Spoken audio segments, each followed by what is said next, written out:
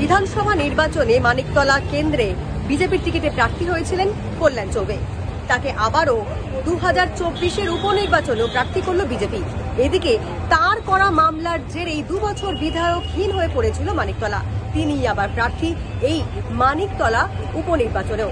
কল্যাণবাবু তো এআইএফ-এর সভাপতি ফুটবলের, তিনি আমায় বলছেন আমি যদি তাকে সাহায্য করি তাহলে তিনি আমায় খেলার জগতে রাজ্য বা জাতীয় স্তরে বড় পদ দেবেন। ঘুষকাণ্ডে জর্জরিত হলেন কল্যাণ চৌবে। নির্বাচনের ঠিক কয়েক ঘন্টা আগে তার বিরুদ্ধে অভিযোগ করলেন কুণাল ঘোষ। তিনি ভেবেছেন আমাকে বড় পদ দিলে আমাকে দিয়ে দলের অন্তর্ঘাত করানো যাবে। এটা অত্যন্ত কুরুচিকর, নিম্নমানের, সংকীর্ণ, একটা বাজে মানসিকতা। গতকালের অভিযোগের পর কিছুটা হলে কি অস্বস্তিতে আপনি? একেবারেই অস্বস্তি নয়। আমি একজন প্রার্থী হয়ে যে কোনো মানুষের কাছে আমি পৌঁছতে পারি।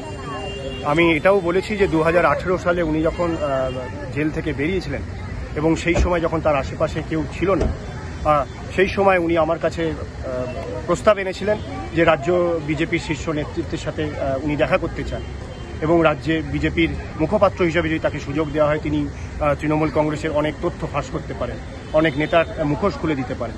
উনি আমার বাড়িতে অসংখ্যবার এসেছেন একটা লাল স্যান্ট্রো গাড়ি করে। তো সে তারপর আমার বইয়ের প্রকাশের উদ্বোধনে উনি বইমেলাতে এসেছেন। সেই পরিচয় থেকে, সেই পরিচিতি থেকে আমি তার কাছে অনুরোধ রেখেছি যে যদি কোথাও কখনো মনে হয় আপনার যে আমি আপনার সহযোগিতা চাইব। সকাল থেকেই তপসিয়ার আবাসনেই ছিলেন কল্যাণ চৌবে।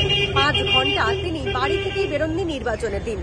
বেলার দিকে তিনি যখন বেরোলেন, কাকুরগাছের একটি স্কুল প্রাঙ্গণে এসে তিনি মুখোমুখি হন সাংবাদিকদের এবং তারপর তিনি বিভিন্ন বুথে বুথে ঘোরেন। তারপরেই তাকে ঘিরে শুরু হয় বিক্ষিপ্ত অশান্তি।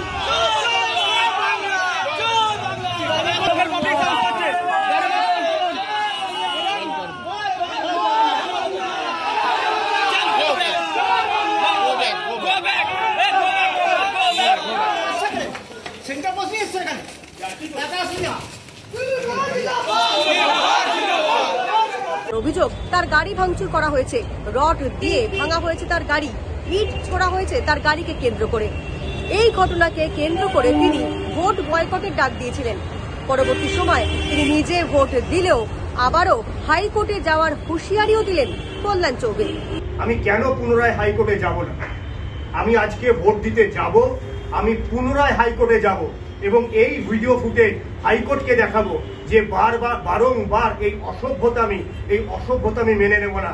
যদি মৃত্যু হয়, আজকে আমার উপর রড এবং পাথর মারা হয়েছে, গাড়ি ভাঙা হয়েছে, যার ছবি আপনাদের কাছে রয়েছে, আগ্নেয়াস্ত্র তোলা হয়েছে এবং অসভ্য ভাষায় গালাগাল দেওয়া হয়েছে।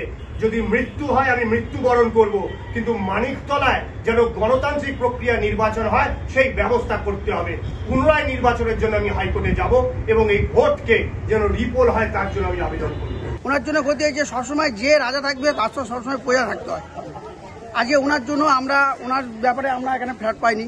5 বছর আগে এনার ফ্ল্যাট পেয়ে গেছি। সাধনবাবু মরে যাওয়ার পরে আমরা আজকে প্রায় 2 বছর 2 মাস হতে চললো, তারপর ওনার ভোটটা হচ্ছে। এতদিন আমাদের বিধায়ক ছিল না, আমাদের সই সাবর কোনো দরকারি কাগজপত্র গেলে আমাদের বিভিন্ন রকম সমস্যায় পড়তাম।